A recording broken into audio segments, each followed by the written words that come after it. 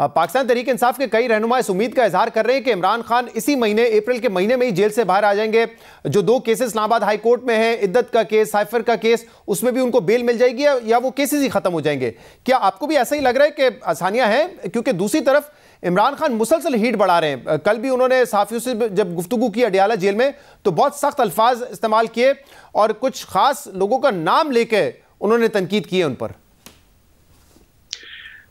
देखिए, ये जो वकील हजरात है ना, ये तो हमेशा यही दावा करते हैं जी कि उनका जो आदमी है वो ख्वाह वो इमरान खान हो, नवाज शरीफ हो, आसिफ जरदारी हो, जो भी हो, उसका वकील यही कहेगा जी कि वो अनकरीब जो है वो रिलीज हो जाएंगे। लेकिन इमरान खान साहब जो हैं वो जेल में हैं और जेल में जो लोग उनको मिलते हैं या वो सहाफ़ी जिनके साथ वो बातचीत करते हैं, तो उनके साथ अगर आप गुफ्तगू करें तो आपको यह पता चलता है कि इमरान खान साहब को ऐसी कोई उम्मीद नहीं है कि उनको इतनी जल्दी छोड़ दिया जाएगा। या तो उन्होंने इमरान खान को डील कर रहे हों या उन्होंने किसी के साथ कोई बैकडोर चैनल खोला हो, तो वो तो अपनी पार्टी के उन लोगों को भी डिस्करेज कर रहे हैं जिन्होंने कोई बैकडोर चैनल खोला हुआ है या वो जाके किसी से मुलाकात करते हैं। उन्होंने तो यहां तक अपने लोगों से कहा कि अगर किसी ने मेरे बिहाफ पे किसी के साथ डील करने की कोशिश की तो मुझसे बुरा कोई नहीं होगा, क्योंकि मैंने आपकी कोई डील जो है उसको मैंने अप्रूव नहीं करना और मैं जेल में ठीक हूं और आप लोग जो है वो अपनी फिक्र करें, मेरी फिक्र ना करें। बल्कि उन्होंने एक तो जो तहरीक इंसाफ के बहुत ही जिम्मेदार हैं, सीनियर रहनुमा हैं, उनके साथ तो उन्होंने कोई ऐसी बात की है कि जो मैं रिपीट नहीं करना चाहता, बहुत सख्त उन्होंने अल्फाज अपने बारे में उन्होंने अदा किए कि मैं उनको नरम से नरम अगर करूं उन अल्फाज को तो उसका मतलब यह है कि मैं मर जाऊंगा, लेकिन मैं इनके साथ डील नहीं करूंगा क्योंकि इन्होंने नवाज शरीफ को फतह कर लिया, इन्होंने आसिफ जरदारी को फतह कर लिया, ये हर किसी को फतह कर सकते हैं, ये मुझे फतह नहीं कर सकेंगे। तो इसका मतलब ये है। तो मुझे नहीं लगता कि अगर इमरान खान साहब की साइफर केस में भी जमानत हो जाती है, इद्दत केस में भी जमानत हो जाती है, तो उन पे और भी बहुत से केस हैं, तकरीबन 200 के करीब केस है, तो किसी ना किसी केस में उनको अंदर ही रखा जाएगा। क्योंकि जो दूसरी साइड है वो भी यही कह रही है कि हमने इमरान खान के साथ कोई डील नहीं करनी। एक तरफ तो इमरान खान है जो कह रहे हैं मैंने कोई डील नहीं करनी, तो दूसरी साइड भी पिछले 2 दिन से यही कह रही है, क्योंकि उन्होंने खैबर पख्तूनख्वा के चीफ मिनिस्टर अली मोइन गंडापुर और सूबाई कैबिनेट के कुछ मिनिस्टर्स को बुलाया था, उनके साथ को बातचीत की थी, उसका कोई पॉजिटिव रिजल्ट नहीं निकला। तो अब पिछले 2 दिन से वो भी यही कह रहे हैं कि जी हमने भी इमरान खान के साथ कोई डील नहीं करनी और इमरान खान भी यही कह रहे हैं। जराए तो ये बता रहे हैं मीर साहब के एस्टैब्लिशमेंट की जो पोजीशन है खासतौर पे 9 मई के हवाले से उसमें कोई तब्दीली नहीं आई है। वो अभी भी यही कह रहे हैं कि जो इसके प्लानर्स थे, जो सहूलतकार थे, जो एग्जीक्यूटर्स थे, उनके हवाले से वही पॉलिसी है जो माजी में थी, उसमें तो किसी किस्म की लचक नहीं है अनलेस एंड अनटिल ये आके एतराफ़ करें कि हमसे गलती हुई और माफ़ी मांगी जाए इस पर। जी, आप शहजाद साहब बिल्कुल दुरुस्त कह रहे हैं कि एस्टेब्लिशमेंट की जो पोजीशन है 9 मई के हवाले से उसमें कोई तब्दीली नहीं आई। तो यही तो मैं कह रहा हूं कि इमरान खान की भी जो एस्टेब्लिशमेंट के बारे में पोजीशन है उसमें रत्ती भर भी कोई तब्दीली नहीं आई, बल्कि वो दिन ब दिन उनका जो मौक़िफ़ है एस्टेब्लिशमेंट के बारे में वो सख्त से सख्त तर होता जा रहा है। और इसकी वजह यह है कि जो पिछले 3-4 महीने में तहरीक इंसाफ के मुख्तलिफ रहनुमाओं के जरिए इमरान खान साहब के साथ जो बातचीत करने की कोशिश की गई उसमें उनको नाकामी हुई है। तो वो देख रहे हैं कि इमरान खान तो बातचीत करने के लिए तैयार ही नहीं है, वरना क्या जरूरत थी? क्या अली मीन गंडापुर पे 9 मई का केस नहीं है? क्या बहुत से जो दीगर सूबाई वुज़रा हैं केपीके के उनमें से कई जो हैं उन पर 9 मई के केसेस हैं, तो फिर क्यों उनको बुलाया जाता है, क्यों उनके साथ खाने खाए जाते हैं या उनको खाने खिलाए जाते हैं? लेकिन मीर साहब ये बताइएगा, कल जो गुफ्तगू उनकी साफियों के साथ जो गुफ्तगू हुई इमरान खान की, उसमें एक तरफ तो वो ये कह रहे हैं कि जब जनरल बाजवा हमारी हुकूमत ख़त्म करने पे तुले हुए थे, हमें शक था, लेकिन फिर भी मैंने एक कमेटी बनाई जो मुज़ाकरात करी थी जनरल बाजवा से वोट ऑफ नो कॉन्फिडेंस के वक्त। उसके बाद कह रहे हैं जब हमारी हुकूमत चली गई तब भी मैं जनरल बाजवा से 2 दफ़ा मिला और हमने बातचीत की, यानी कि वो कह रहे हैं कि हमारी हुकूमत गिराने वाले के साथ भी मैं बैठ सकता हूँ, बात कर सकता हूँ, लेकिन फिर भी दूसरी तरफ वो सियासतदानों के साथ नहीं बैठना चाहते जिनके बारे में वो कह रहे हैं कि जनरल बाजवा ने हमें सिर्फ बताया था कि वो करप्ट हैं। और आज भी जो एस्टैब्लिशमेंट है उससे भी वो इस वक्त फिलहाल बड़ा सख्त लहजा अपनाए हुए हैं। तो सोच क्या रहे हैं फिर इमरान खान? देखिए, इमरान खान की जो सोच है उसको समझने के लिए कोई आपको ज्यादा एफर्ट करने की जरूरत नहीं है।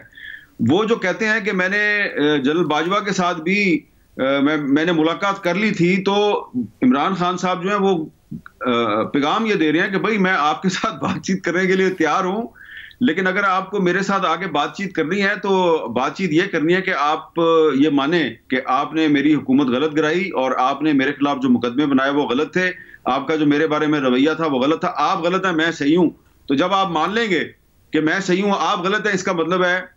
कि मामला ठीक हो गया। ये मतलब है, इसमें कौन सी ऐसी रॉकेट साइंस है जो आपको समझ नहीं आ रही। खान साहब कहते हैं कि आप मेरे पास आए, मैं आपके साथ मिलने के लिए तैयार हूं, आप आके मुझे ये कहें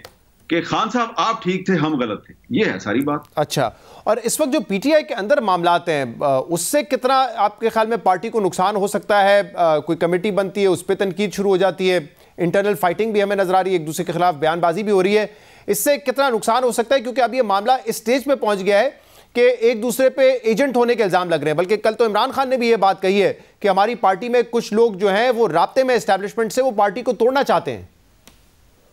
देखिए शहजाद साहब, ये कोई तहरीक इंसाफ के अंदर कोई ये नई चीज तो है नहीं है, ये तो साल हर साल से तहरीक इंसाफ के अंदर ग्रुपिंग है। जब 2018 में इमरान खान साहब प्राइम मिनिस्टर बने थे तो उनके प्राइम मिनिस्टर बनने से कुछ दिन पहले मैंने उनको इंटरव्यू किया और मैंने उनसे पूछा जी कि आपकी पार्टी में दो ग्रुप हैं, एक जहांगीर तरीन ग्रुप है, एक शाह महमूद कुरैशी ग्रुप है, ये दोनों आपस में लड़ते हैं, तो आप इनकी लड़ाई खत्म क्यों नहीं कराते? तो अगर आपको याद हो तो उन्होंने कहा कि हाँ ये वक्त गुजरने के साथ साथ ये लड़ाई खत्म हो जाएगी, लेकिन वो लड़ाई खत्म नहीं हुई और आज शाह महमूद कुरैशी साहब जो हैं वो जेल में हैं, इमरान खान के साथ हैं, और जहांगीर तरीन साहब जो हैं वो उन्होंने अपनी अलग से पार्टी बनाई थी और वो इलेक्शन हार गए और उनका रास्ता अब जुदा हो चुका है। तो ये अब इमरान खान साहब को 8 महीने हो गए हैं जेल में है वो, और उनके जो नाकदीन थे या वो लोग थे जो हमें कहते थे कि ये इमरान खान जो है ये तो 8 घंटे भी जेल की गर्मी बर्दाश्त नहीं कर सकेगा, तो वो बड़े हैरान है कि ये 8 महीने गुजर गए हैं। तो उनके लिए ये एक बड़ा अच्छा एक मशगला बन गया हुआ है कि इमरान खान की पार्टी के अंदर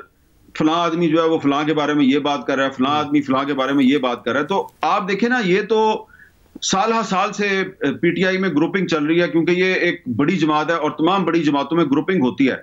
ये बात मैं आपको बता दूं कि इमरान खान साहब जो हैं उन्होंने अपनी पार्टी के जो कुछ लीडर हैं, मसलन मैं आपको नाम बता देता हूं, बैरिस्टर गौर खान साहब हैं जी, और शिबली फराज साहब हैं और अली जफर साहब हैं, ये 3-4 लोग जो हैं, हामिद खान साहब हैं, इनको इमरान खान साहब ने बताया हुआ है कि उनके ख्याल में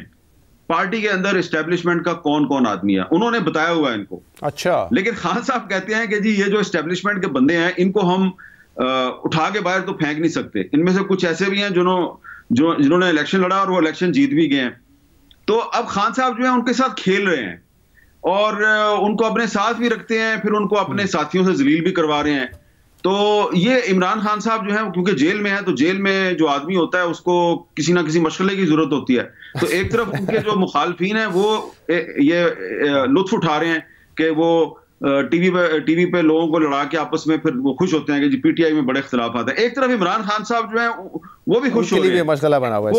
वो उनके ख्याल में जो एस्टेब्लिशमेंट के खास लोग हैं उनकी पार्टी में, वो उनको जलील करवा रहे हैं अपनी पार्टी के मुख्तलिफ लोगों से। तो ये खेल चल रहा है। लेकिन आप देखेंगे कि ईद के बाद ये जो लड़ाई है, अंदरूनी लड़ाई, ये पीटीआई की अंदरूनी लड़ाई जो है, ये मुस्लिम लीग नून की जो अंदरूनी लड़ाई है वो ऊपर चली जाएगी और पीटीआई की जो अंदरूनी लड़ाई है पीछे चली जाएगी। और जो मुस्लिम लीग नून की जो अंदरूनी लड़ाई है वो सिर्फ मुस्लिम लीग नून की अंदरूनी लड़ाई नहीं रहेगी, बल्कि वो ऐसे लोगों की भी लड़ाई बन जाएगी जिनको खुद मुस्लिम लीग नून ने सेनेट के इलेक्शन में अपने वोटों से उनको सेनेटर बनाया और वो सेनेटर बन चुके हैं। और अब मुस्लिम लीग नून को एहसास हो रहा है कि गलती होगी और मुस्लिम लीग नून इनके साथ बाकायदा लड़ाई शुरू करेगी, बाकायदा लड़ाई शुरू करेगी। और ये जरा आज आप लिख के रख लें अपने पास। लेकिन मीर साहब, फिर राना सनाउल्लाह बड़े अहम रहनुमा है, वो तो ये कह रहे थे, जिन लोगों के आप बात कर रहे हैं कि सेनेटर उनको मुंतखब करवाया, वो कह रहे हैं कि ये तो जमानत है हमारी हुकूमत चलने की, ये ना होते तो शायद हमारी हुकूमत को बड़े मसाइल होते हैं, ये तो गारंटर है हमारी हुकूमत चलने के। राना सनाउल्लाह जो है वो इसमें मैटर नहीं करते। अच्छा, लड़ाई जो है वो उनके ऊपर के लेवल की है और वो बहुत बहुत जल्दी आपको पता चल जाएगी। सही। और ये बताइएगा कि हुकूमत जिस लिहाज से चल रही है, जो पीपल्स पार्टी की खामोशी है, चाहे जजेस का मामला आया उस पर पीपल्स पार्टी खामोश, माशी इशूज पे पीपल्स पार्टी खामोश, तो क्या ये इत्मीनान की बात होनी चाहिए, कंफर्ट की बात होनी चाहिए नून लीग के लिए, या ये परेशानी की बात होनी चाहिए कि किसी इशू पर इस वक्त पीपल्स पार्टी कोई पोजीशन नहीं ले रही है? इसलिए कि पीपल्स पार्टी जो है वो एक तो मरकज में बहुत से मामलात पे वो खुश नहीं है, उनके इख्तिलाफात जो हैं वो आपको पता है,